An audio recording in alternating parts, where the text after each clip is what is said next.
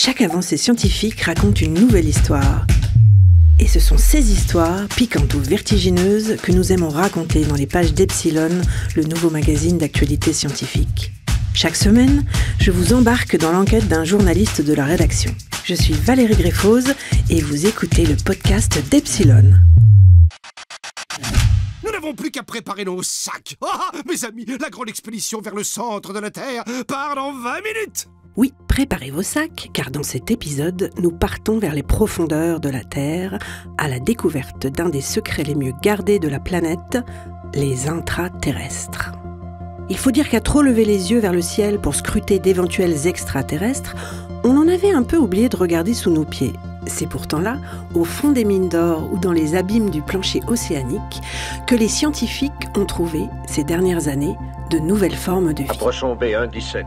Programmez les fouilles planifiées, tout de suite. Ces intraterrestres ne sont pas bien gros, ni très évolués, c'est vrai. Oubliez les créatures à la tête allongée et aux gigantesques tentacules des films de science-fiction. Non, pensez plutôt à des bactéries, des champignons, des vers. Sauf que ces organismes sont des êtres hors normes, des super-héros du vivant. Car ils sont très loin de la douce chaleur du soleil, de l'amicale pression atmosphérique et du festin d'oxygène et de matière organique de la surface. Là où ils vivent, dans les profondeurs de la Terre, règne plutôt une ambiance de famine et d'obscurité totale, de vapeurs acides ou métalliques. Ils doivent résister à des conditions dantesques de température et de pression.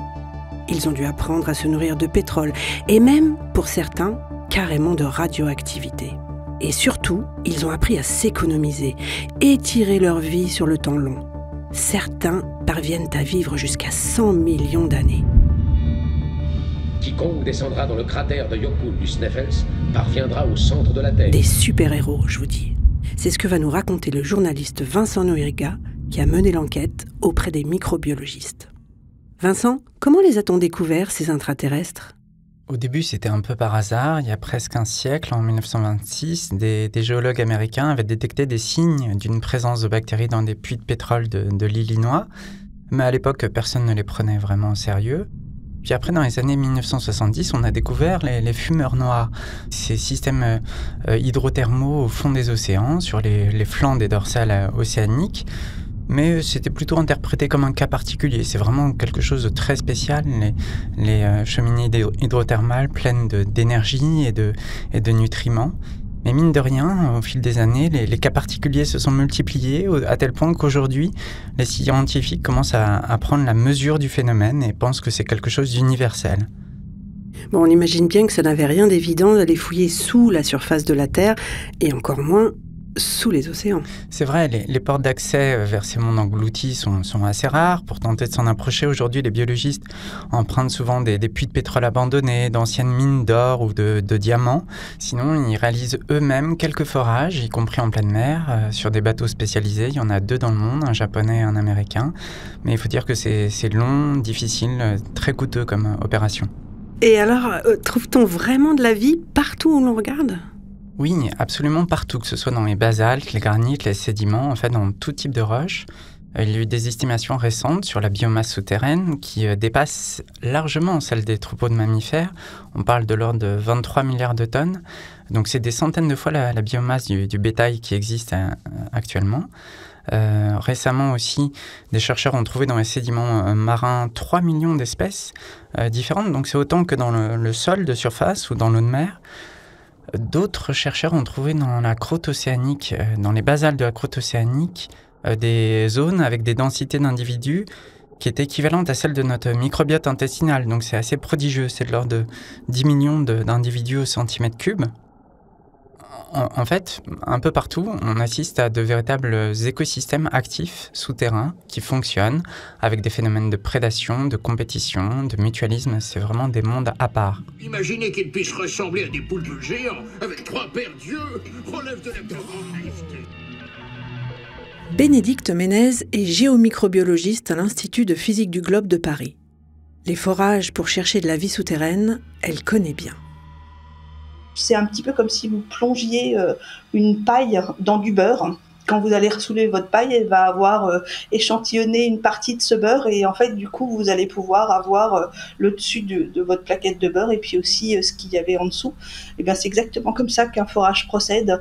On introduit dans la roche des grands cylindres métalliques avec des trépans qui vont couper la roche et pénétrer comme ça. Alors effectivement, technologiquement, c'est un défi parce que on peut avoir des forages à la surface des continents, mais sous des kilomètres d'eau. Et donc du coup, on imagine des kilomètres de tubes qui sont comme ça insérés pour aller prélever des roches.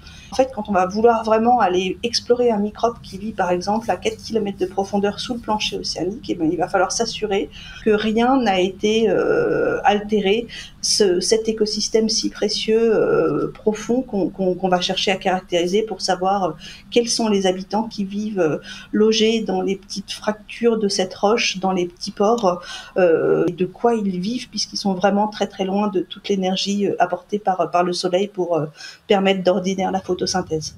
Une puce, c'est petit, mais vous le savez, aujourd'hui, il y a plus petit encore, 100 fois, 1000 fois... Et alors, Vincent, à quoi ressemblent-ils, ces intraterrestres ? Alors, ce ne sont pas des créatures super spectaculaires, très visibles. On a plutôt affaire à des bactéries, des tout petits vers, des biofilms. Mais en fait, ce qui est spectaculaire, c'est que ces êtres sont capables de survivre en consommant de l'hydrogène, du méthane, de la matière organique et respirent aussi à travers les minéraux.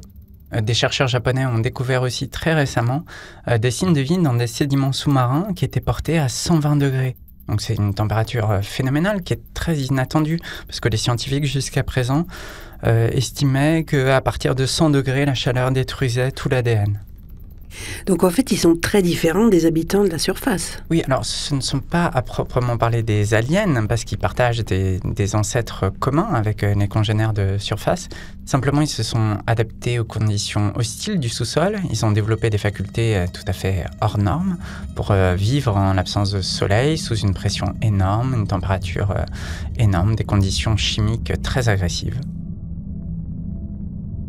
Retour à l'Institut de physique du globe de Paris, où Bénédicte Ménez nous raconte l'une des belles surprises qu'elle a eues lors d'une mission. Il nous est arrivé d'aller forer, par exemple, en Islande, des roches qui se trouvaient à 600 mètres de profondeur. Donc, ça commence à faire quand même un sacré paquet de couches de lave à traverser. On a retrouvé des cavités énormes dans lesquelles, en fait, il y avait des minéraux qui s'étaient formés et qui étaient associés à une substance un peu gélatineuse. On a été étonné d'avoir autant de quantité de ce matériel qui témoignait potentiellement de la présence d'une communauté au sein de ces ports, et on les prélevait même à la cuillère, donc ça nous avait surpris effectivement. Darn Saknussemm, le savant islandais. Le plus grand de son époque, on se moqua de lui quand il affirma qu'il devait y avoir une sorte de monde souterrain. Les moqueries cessèrent quand il disparut et qu'on n'en eut plus de nouvelles. Jusqu'à ce soir.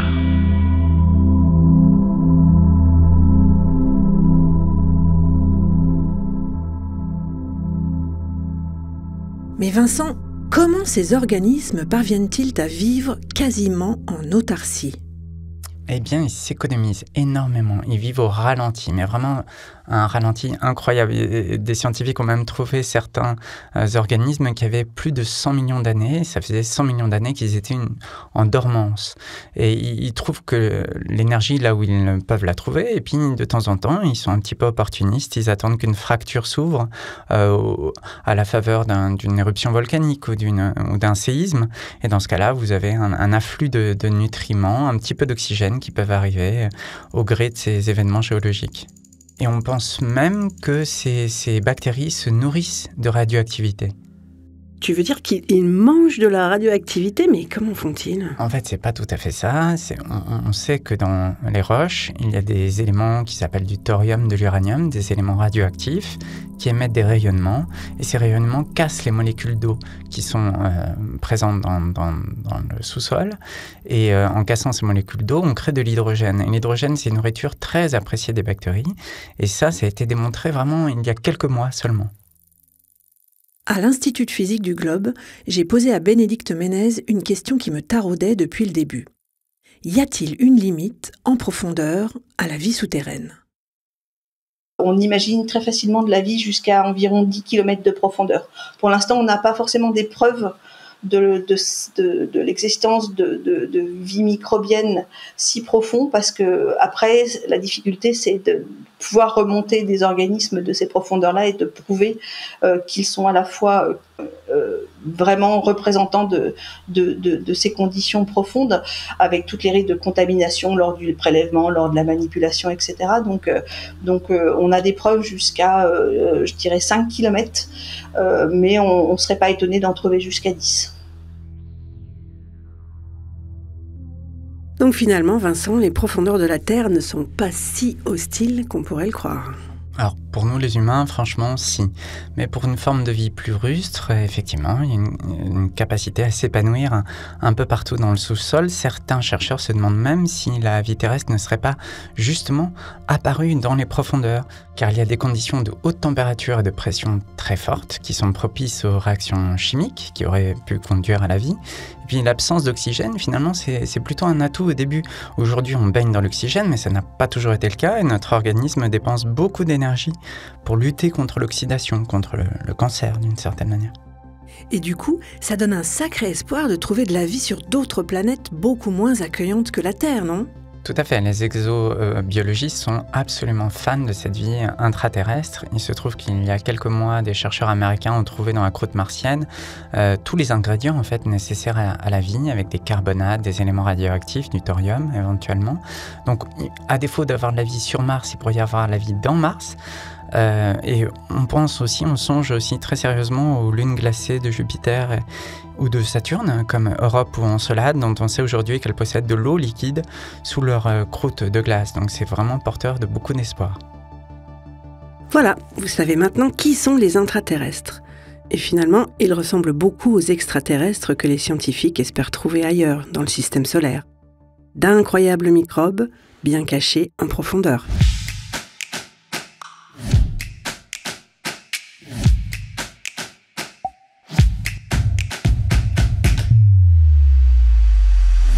Vous venez d'écouter Histoire de science. Pour aller plus loin, vous pouvez lire l'article dont est tiré cet épisode et bien d'autres encore dans Epsilon, le nouveau magazine d'actualité scientifique.